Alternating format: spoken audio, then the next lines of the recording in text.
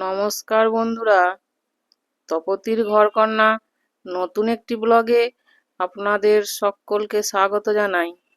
বন্ধুরা, আজকে আমি নিরামিষ আলুর চপের রেসিপি আপনাদের সঙ্গে শেয়ার করতে চলেছি।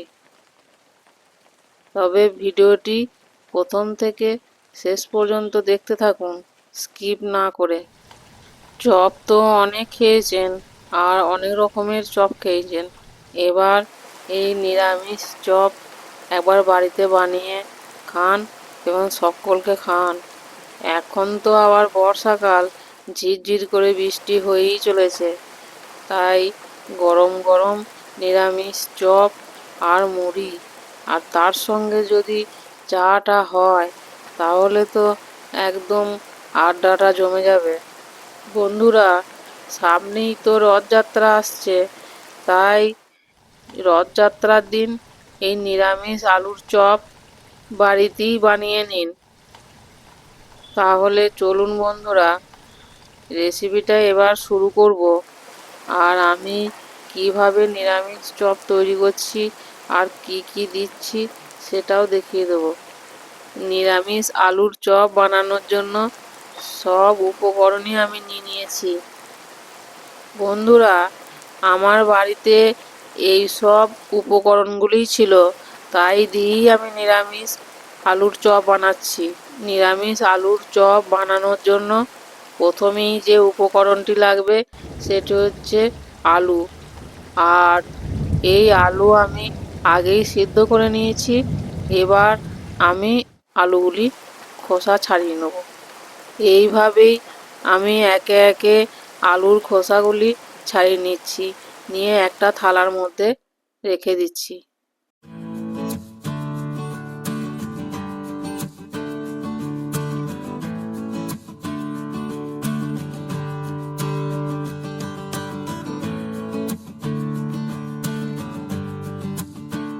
আলুগুলি সব ছাড়ানো হয়ে গেছে। এবার আমি আলুর পুরটা তৈরি করে নেব। তার জন্য এই বাটিতে আমি সিদ্ধ আলুগুলি ঢেলে নিয়েছি, দিয়ে হাত দিয়ে ম্যাশ করে নিচ্ছি। সিদ্ধ করা আলুগুলি একটু হালকা হালকা গরম থাকতে থাকতেই ছাড়িয়ে নিতে হবে, দিয়ে হাত দিয়ে ভালো করে ম্যাশ করে নিতে হবে, তাহলে আলু মাখাটা মসৃণ হবে। ঠান্ডা হয়ে গেলে আলু মাখাটা এতটা মোলায়েম হবে না, ভেতরে দানা দানা থেকে যাবে। সিদ্ধ আলুটা মাখা হয়ে গেছে।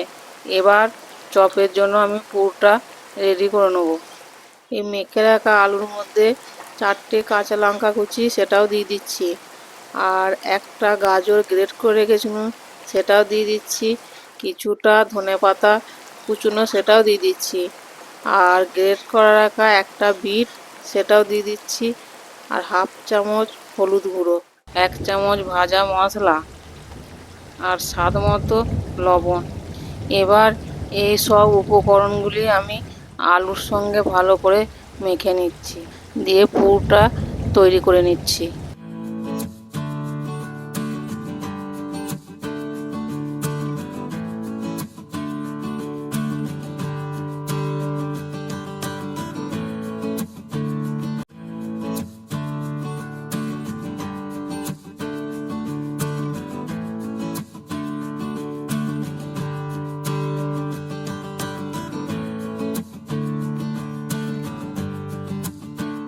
চপের জন্য আলুর পুরটা রেডি হয়ে গেছে। এবার আলুর পুরটাকে আমি ঢাকা দিয়ে রেখে দিচ্ছি, দিয়ে বেসনের ব্যাটারটা তৈরি করে নেব। বেসন একটা বাটিতে নিয়ে ব্যাটারটা তৈরি করে নিচ্ছি। আমি এখানে 200 গ্রাম বেসন নিয়েছি। আমি অল্প চপ করব, তাই 200 গ্রাম বেসন নিতেই হয়ে যাবে। আপনারা যদি বেশি চপ করেন তাহলে বেসন আরও বেশি নিতে হবে।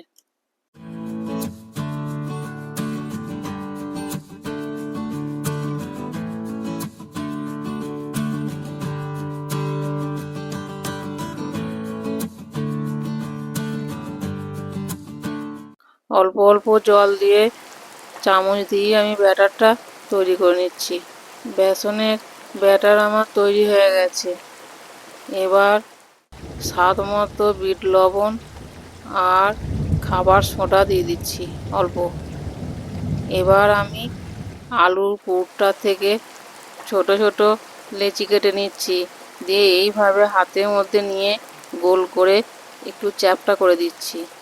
এইভাবেই আমি সব আলুর পুর থেকে একটু একটু করে লেচি কেটে নিয়ে হাতে করে চ্যাপ্টা করে সব পুরটা আমি তৈরি করে নিচ্ছি।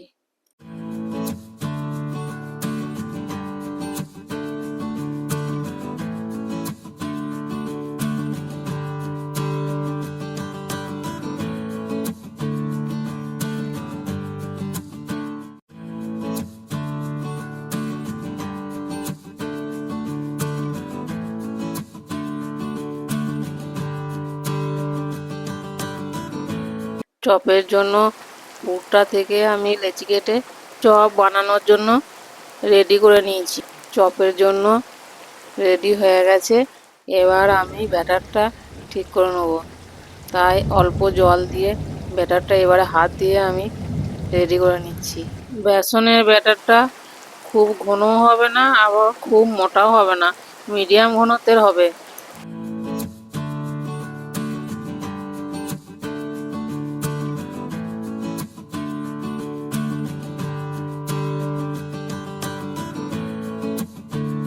বেসনের ব্যাটার আমার রেডি হয়ে গেছে। এবার চপগুলি ছেঁকে নেব।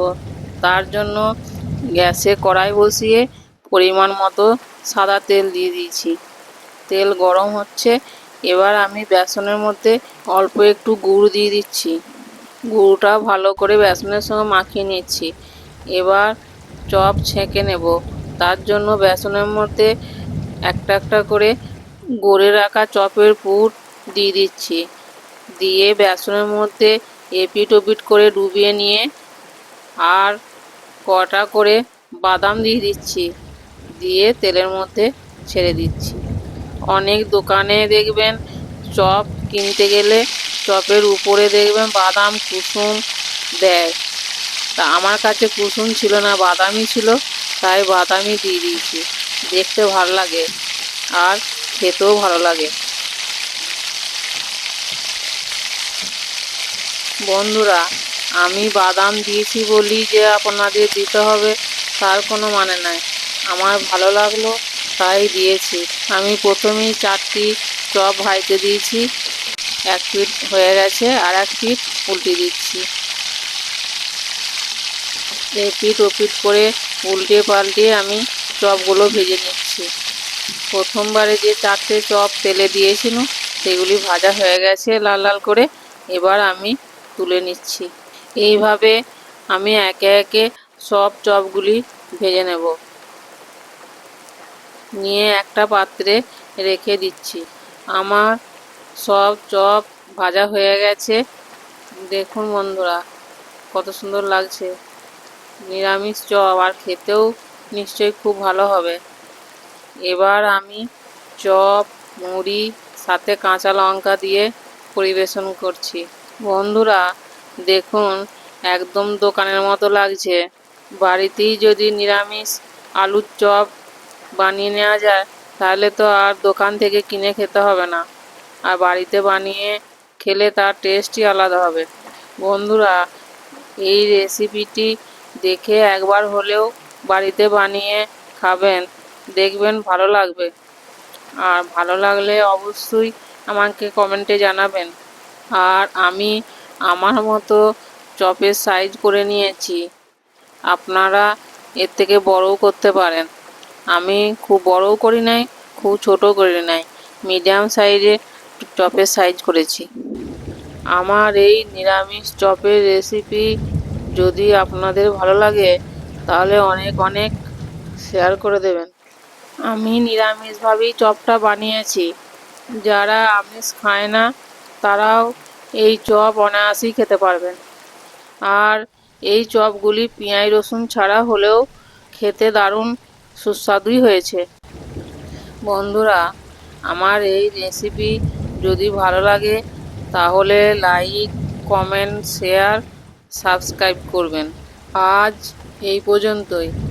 আবার দেখা হবে অন্য কোনো ব্লগে, অন্য কোনো রেসিপি নিয়ে। ততক্ষণ সকলেই ভালো থাকবেন, সুস্থ থাকবেন, সাবধানে থাকবেন। ধন্যবাদ সকলকে ভিডিওটি শেষ পর্যন্ত দেখার জন্য।